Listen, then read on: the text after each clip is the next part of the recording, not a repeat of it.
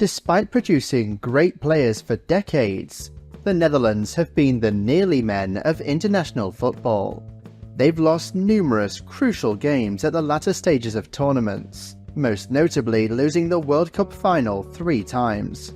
However, in Euro 1988, the Netherlands finally broke through and won their only major international trophy. But how did they do this? What made this team different from the other talented Dutch teams that failed at the crucial stage? This is the story of Euro 1988. The 1980s were a poor time for Dutch football. After reaching the finals of the World Cups in 1974 and 1978, they failed to qualify for 1982 and 1986. Something had to change. The Dutch FA decided to go back to the past. They rehired the legendary manager Rinus Michels in 1986. Michels was the man known as the father of total football. He had considerable success with Ajax, then took the Dutch to the final of the World Cup in 1974. He followed that with a remarkable tenure as manager of Barcelona. All these accolades led to him being named FIFA Coach of the Century in 1999. World Soccer magazine would describe him going into Euro 1988 as head and shoulders above every other manager at the tournament, as a strategist, physiologist and human being. What also helped was a Dutch side brimming with talent. He had Ruud Gullit, the second striker, play a free role, which allowed him to drift towards the wide areas and provide options when receiving passes. Former Argentina coach César Luis Menotti would describe him as Europe's single most outstanding individual of the last decade. He also had the extraordinary Marco van Basten up front.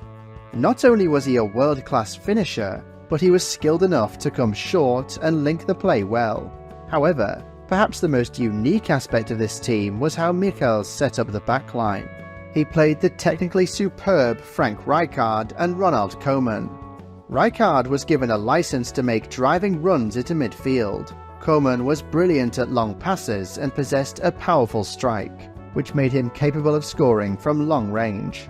These tactics served the Dutch well in qualification. They were drawn alongside Greece, Hungary, Poland and Cyprus. They won 6 games, drew 2, scored 15 goals, and conceded just 1 as they finished top of the group. Before moving on to the main tournament, I would like to thank you all for your support. I started this channel in January 2024 and am pleased to have over 2,200 subscribers.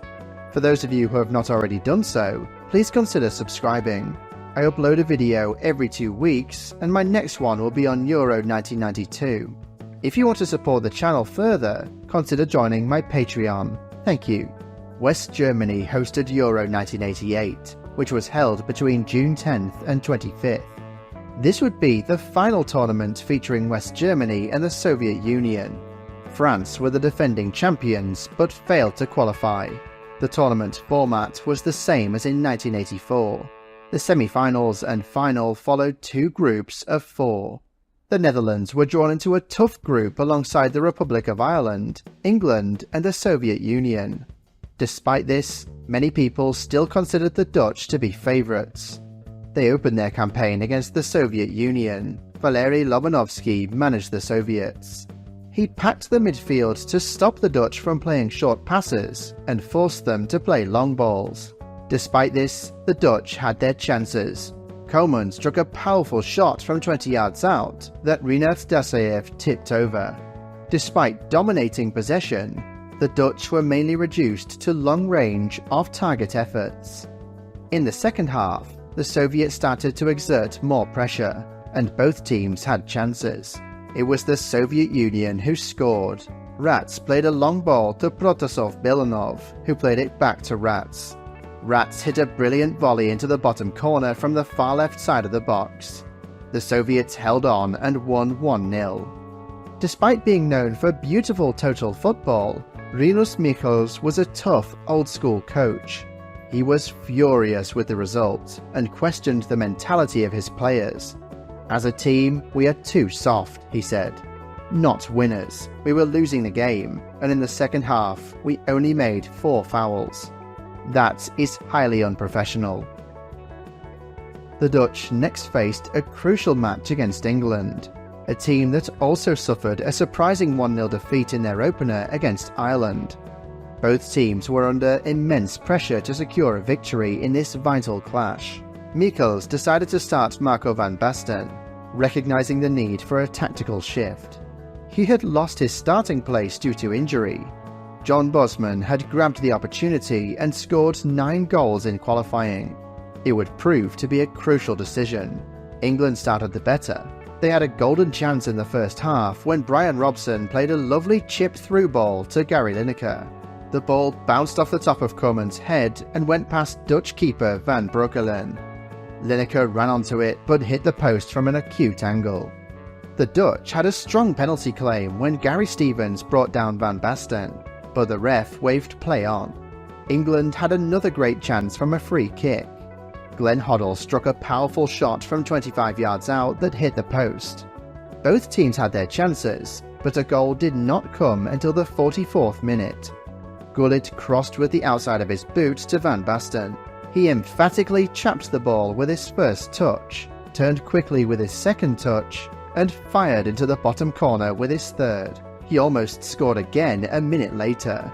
He ran onto a through ball, took it past the keeper and shot from an acute angle, but Gary Stevens cleared off the line. In the second half, England started strongly. They got a deserved equaliser in the 53rd minute. Brian Robson played a 1-2 with Lineker and drove into the box. He poked it over the charging Dutch keeper to make it 1-1. The Dutch recovered from this setback and started to create chances again. In the 71st minute, Gullit passed quickly to Van Basten in the box. He took a touch and then placed the ball low into the corner to make it 2-1. Just 4 minutes later, the Dutch had a corner. It was crossed into the box and flicked onto the far post. It came to Van Basten, who fired it in from close range and completed his hat-trick. The Netherlands won 3-1. Van Basten later commented, "That was a very nice memory and a very important game for me, Holland, and for my career. It was a game where everything changed. I had a difficult year with a lot of injury problems. From that moment, everything changed and everything went positive." Ireland surprisingly drew 1-1 with the Soviets. This meant the Netherlands were 1 point behind Ireland in third place. They had to beat Ireland to qualify for the semi-finals. Jack Charlton managed Ireland. He made his team tough to beat. He built the team around defensive leader Paul McGrath. The start of the game was quite cagey. Van Tichelen had the best chance with a powerful strike from 30 yards that Irish keeper Paddy Bonner saved. Ireland had their best chance of the game from a corner. The ball was whipped in and McGrath towered above the defence and hit a powerful header against the post. The ball was almost tapped in, but Dutch keeper Van Breukelen managed to fall onto it. The Dutch continued to press for a goal and had chances, but the game was goalless at half-time. The Dutch started the second half strong, and Jan Wouters had a great chance when he struck a powerful shot from the edge of the box. Unfortunately, it hit the crossbar and went over. The Dutch dominated the ball, but most of their chances were long-range efforts. They began to look frustrated as the Irish defended brilliantly. The Netherlands finally got a bit of luck in the 82nd minute. Koeman mishit a volley into the ground from 30 yards out. The ball was going miles wide, but substitute Wim Kieft managed to flick it with his head instinctively. It looked like it was going off target, but remarkably spun into the far corner to make it 1-0 to the Dutch. Ireland now needed a goal. Charlton made attacking substitutions, but the Netherlands won 1-0 despite their best efforts. Jimmy Greaves commented, "It's not the luck of the Irish, it's the luck of the Dutch." Jack Charlton rued the missed opportunity for Ireland. 10 minutes from the end and you are through to the next round of the competition. We never come as close. We had them frightened to death. They didn't know what they were doing at that stage of the game. The Soviets beat England 3-1, which meant they finished top of the group with 5 points. The Netherlands were second with 4 points. In the semi-finals, the Netherlands played arch-rivals West Germany. After topping a strong group that included Italy, Spain and Denmark, the Germans were in good form. This was a revenge game for the Dutch, who had lost multiple times to Germany in major competitions, most notably the 1974 World Cup final, which was also played in Germany. Hans van Breukelen commented on watching the game when he was 17. "It was one of my motivations not to lose again. I think the whole team had that kind of feeling. We have to beat them this time." The Dutch made a strong start to the game, but their chances were again limited to long-range efforts. 𝐬𝐮𝐬𝐫𝐤 struck powerful shots, but they went off target or were comfortably saved.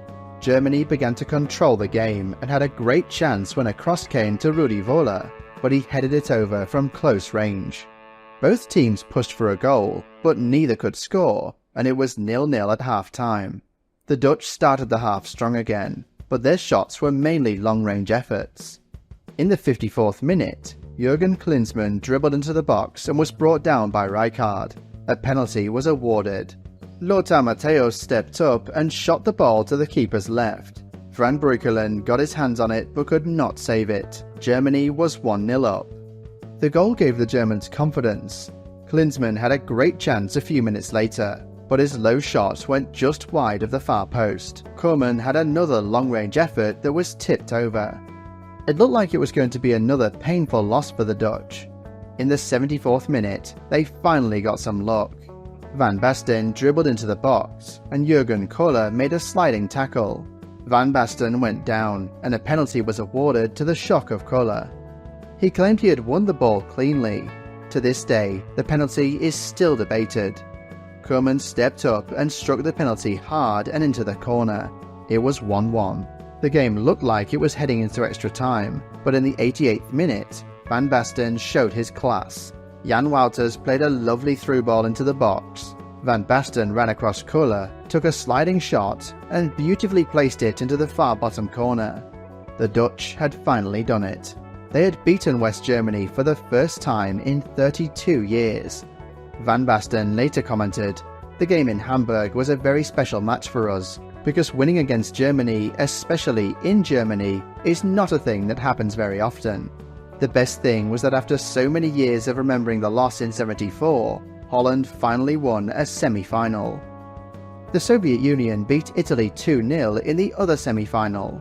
The final was a rematch between the Netherlands and the Soviet Union, played on the 25th of June in Munich. The Soviets surprisingly started the better.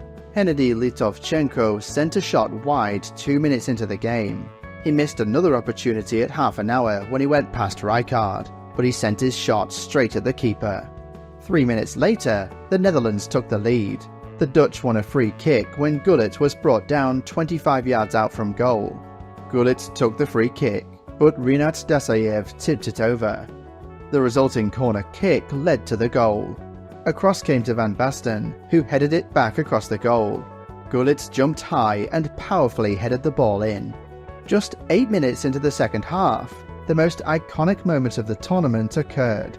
Van Tigelen tackled 𝐷𝐻𝐽𝐻 and passed the ball to Arnold Mühren on the left wing. He played a cross towards Van Basten but overhit, sending Van Basten to the far side of the box. To the shock of everyone watching, Van Basten kept his eye on the ball as it drifted towards him and struck a powerful volley, dipping into the far corner from a tight angle. Mühren later said, "I hit it too hard." If Marco had shot that ball into 𝐬𝐻, everyone would have said he could do little with that cross. Now it was suddenly the most beautiful assist ever. Marco made it beautiful. Van Basten described what went through his mind. "It was in the second half, and I was a little tired. The ball came from Arnold Mühren, and I was thinking, okay, I can stop it and do things with all these defensive players, or I could do it the easy way, take a risk and shoot." The Netherlands saw out the game and won 2-0. They had finally won an international trophy. They were European champions.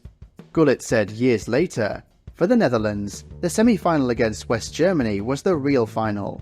14 years before, the whole country had sat weeping in front of the television as they watched the Dutch suffer defeat to West Germany in the World Cup final of 1974. We had come to put that right." Well, that was the story of Euro 1988. My next video will be on Euro 1992 in 2 weeks. If you would like to know more, please consider subscribing. Thanks for watching.